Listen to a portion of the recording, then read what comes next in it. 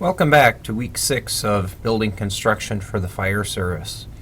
This week you're going to finish reading chapter 5 in the IFSTA book, and you'll also be completing the associated quiz, which is right here under the week 6 tab. In addition, you're going to be working through a module from cfitrainer.net. So a CFI is a certified fire investigator, and cfitrainer.net is a great resource if you're interested in working in the fire service. Even if you're not going to be a fire investigator, there's a lot of good technical information on it. cfitrainer.net is a free site. It's funded by the federal government, and I really encourage you to use as much of it as you can. When you click on this link, you're going to be directed to their website in a new window, and you will not have an account, so you'll need to set up an account. It's free. They don't spam you. Basically, all you need to do is give them an email address and make up a password, and that will get you into the website. And then, from the home page of their website, you can see all of the different modules they have. So these are all modules that are their intended audience are professional fire investigators. So it's high-level content from recognized experts, really good stuff. The one that you're going to look at for this week is the Introduction to Fire Modeling, or Introduction to Fire Dynamics and Modeling module. And if you click on that, you'll see that it says 4 hours. You could take 4 hours to get through this, although I don't think it probably will. You'll probably get through it a little quicker than that. When you say launch program, you'll only have the option of starting from the beginning, and basically you just work your way through all of these tabs. It's a series of videos, a series of readings, and then some quizzes. So there you see, there's Dan Madrikowski from NIST. He's one of the preeminent figures in firefighter safety today from a fire dynamics standpoint, a real expert in the industry. So this is one of the things that you'll be working on this week, and at the completion of this, they will send you a PDF certificate. And what I need you to do is just email me that certificate. So if you go into Blackboard, there is a link for you to email the instructor, just attach that certificate and send it to me.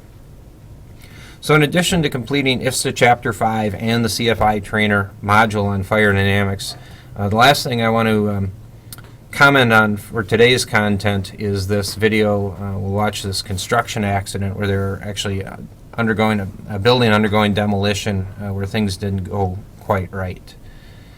And one of the things you have to think about as a firefighter is that buildings under demolition, we don't want to take any risk to protect that building. If the building burns to the ground, the owner of the building got what they wanted.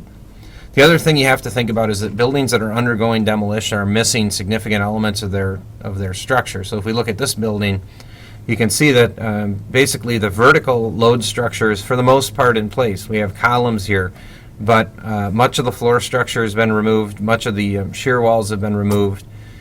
This is a pretty dangerous situation. Now, this is a construction operation overseas. You wouldn't hopefully see this in the U.S. This would be unlawful to engage in a demolition program of this type just because it's so dangerous to the workers. You can see that they've got a Caterpillar excavator here, and basically they've taken the bucket off the excavator and placed a hydraulic hammer, and they're using the hydraulic hammer to break away at the load structure. They're basically interrupting load paths. Of course, all the energy to bring this building to the ground is already here, right? It's potential energy that was put into the building kind of one crane lift at a time. They're just trying to destabilize things enough to have this kind of progressive collapse of this building.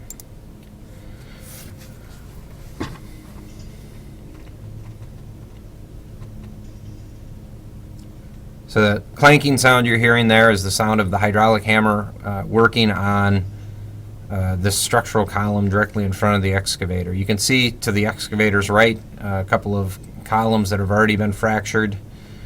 They're just trying to eliminate enough of the load path to cause, I think what their intent is kind of a partial progressive collapse.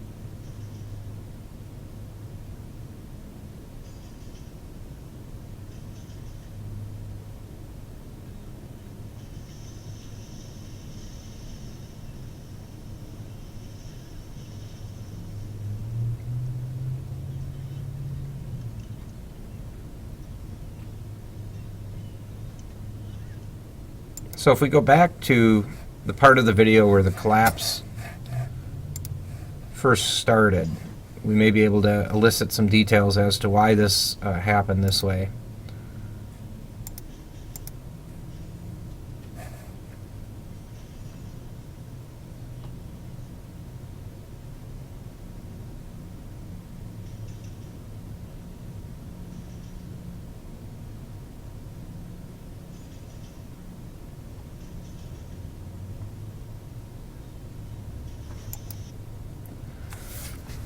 So you can see that basically they've destroyed enough load paths, and the building did not fall, for instance, when the first columns were broken out, because the structure is redundant. What it did is it repathed that load to neighboring columns. But eventually, if you destroy enough of the load paths, the neighboring column to which the load is repathed is unable to withstand that load, and it buckles. And so you see that basically once this column's taken out, the columns nearest it that are still intact are buckling. In fact, here you can see these were columns that were broken that have now come back together because the structure is starting to fall.